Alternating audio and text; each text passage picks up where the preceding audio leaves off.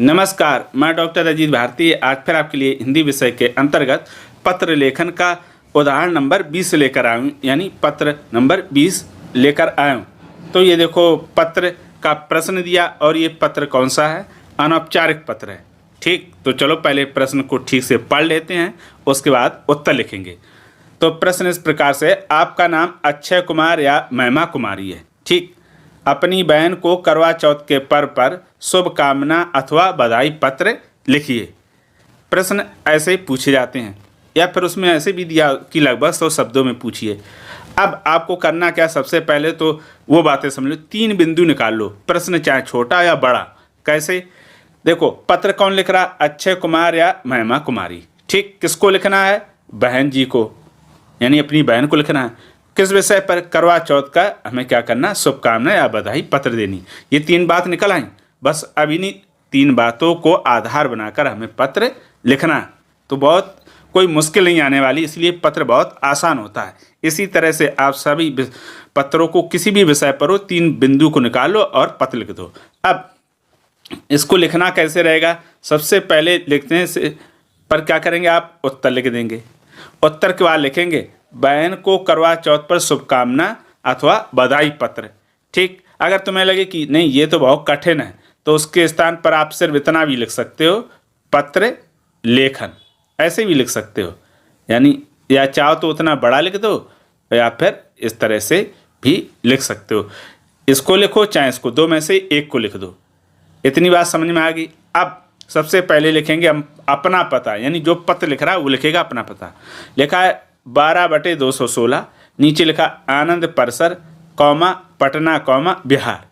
ठीक, अब पता लिखने के बाद लिखेंगे दिनांक। तो दिनांक 2 तरह से लिख सकते हैं, एक तो या सामने लिख दो या फिर इस पता के नीचे, आपको जहां अच्छा लगे लिख सकते हो। मैंने तो सामने लिखा है, तो हमने लिख दिया दिनांक, डैश करके लिख दिया 11/8/2000 और 2 एक्स बना दिए। तो 2 एक्स आपके मन में आएगा, क्यों बनाए? तो भैया इसलिए बनाए क्योंकि एक्स बनाने से क्या होता है, जो असली वर्ष है वो छिप जाता है। जब हम परीक्षा या कॉपी में लिखेंगे तब हम छिपा लेंगे, और जब रियल में किसी को पत्र लिखेंगे तो सही ईयर यानी साल लिख देंगे। इतनी बात समझ में आ गई कि पता लिखेंगे, पता के ठीक सामने दिनांक लिखेंगे। अब उसके बाद फिर आपको क्या करना रहेगा? फिर हम लिखेंगे नीचे प्रिय बहन और लगा देंगे कॉमा। ठीक, अगर आपकी छोटी बहन है तो नाम भी लिख सकते हो। उसके बाद नीचे लिखेंगे सप्रेम नमस्कार। अगर आप लड़की हैं तो सप्रेम नमस्कार कर सकते हो, प्रणाम कर सकते हो, और चरण स्पर्श भी कर सकते हो। जिसके यहाँ जैसा चलता है वैसा लिख सकते हो। ठीक, उसके बाद पश्चात पर हम आगे अब लिखेंगे मुख्य पत्र। तो इसमें क्या करना है? लिखेंगे मैं यहाँ पर कुशल हूँ, आशा करता हूँ कि आप सभी भी कुशल होंगे। तो ये ऐसी लाइन है, इसको रट लो। कोई भी अनौपचारिक पत्र है आप तो आंख बंद करके लिखाओ, कोई दिक्कत नहीं होने वाली है। बिल्कुल ऐसे ही शब्द टू शब्द रट लो। फिर लिखेंगे सबसे पहले तुम्हें करवा चौथ की ढेर सारी शुभकामनाएं भेज रहा हूँ। यह दिन आपके लिए हमेशा से बहुत खास रहता है। करवा चौथ का यह पवित्र व्रत जिसमें आप अपने पति की लंबी उम्र और सुखमय जीवन के लिए उपवास रखती हैं। एक तो ये पैराग्राफ में हमने लिख दिया। ठीक, फिर उसके बाद अगला पैराग्राफ लिखेंगे। अब उसमें बताएंगे तुम्हारी भाभी भी इस वर्ष खास तैयारी कर रही हैं। मेहंदी, 16 श्रृंगार और चांद देखने की वो खुशी, सब कुछ बहुत ही अद्भुत होती है। एक तो ये हो गया, पैराग्राफ 2 हो गए। अब तीसरे पैराग्राफ में हम लिखेंगे कि मैं तुम्हारी और तुम्हारे पति की खुशियों और साथ की एक कामना करता हूँ। तुम दोनों का साथ सदा यूं ही बना रहे और तुम्हारे जीवन में हर दिन प्रेम और समर्पण का से भाव भरा हो। ये हो गई। बस अंत में बोल देंगे कि भगवान से यही प्रार्थना करता हूँ कि वे तुम्हारे घर में सदा खुशहाली और समृद्धि बनाए रखें। और अंत में हम लिख देंगे इसमें तुम्हारा भाई अक्षय। ठीक, अगर अक्षय लिख दो यानी पूरा भी लिख सकते हो नाम। लड़का तो लड़के का नाम लिख देना, लड़की हो तो लड़की का नाम लिख देना। ये हो गया आपका पत्र समाप्त। अब पत्र लिखते समय कौन कौन बातों का ध्यान रखना, तो कुछ बेसिक बातें उसको आप हमेशा याद रखो, अपने मन में गांठ बांध के रख लो। कौन सी? एक तो ये जब भी पत्र लिखें, औपचारिक हो तो औपचारिक, अनौपचारिक हो तो उसको उसी के फॉर्मेट यानी प्रारूप में लिखना है। अपनी अलग से बुद्धि ना लगा लेना, ध्यान रखना।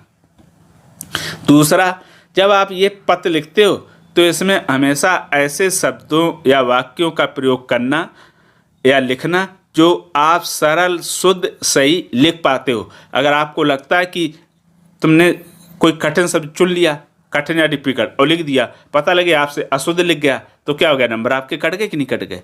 इसलिए हमेशा बात ये मन में दिमाग में बैठा लो, जो शब्द आप यानी वाक्य शुद्ध लिख पाते हो सरल भाषा में वही लिखना। ठीक। दूसरा, पत्र में कभी बनावटीपन मत लिखना। तुम तो रियल में बन जाओ लिखने वाले पत्र, जैसा तुम अनुभव या महसूस करते हो वैसी लिख कर आ जाओ। और हमेशा सरल भाषा का प्रयोग करना, काट छाट बिल्कुल ना करना, सुंदर राइटिंग में लिखना, फिर देखना आपको पूरे में पूरे अंक कैसे नहीं मिलते हैं। वादा है फुल मार्क्स मिलेंगे, यानी एकदम मोहित हो जाएगा आपका पत्र चेक करने वाला। तो ये हो गया आपका पत्र।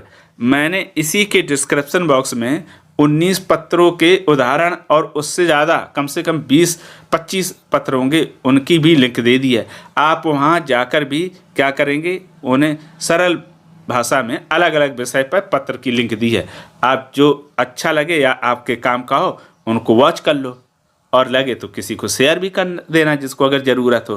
तो फिर आज के लिए इतना ही।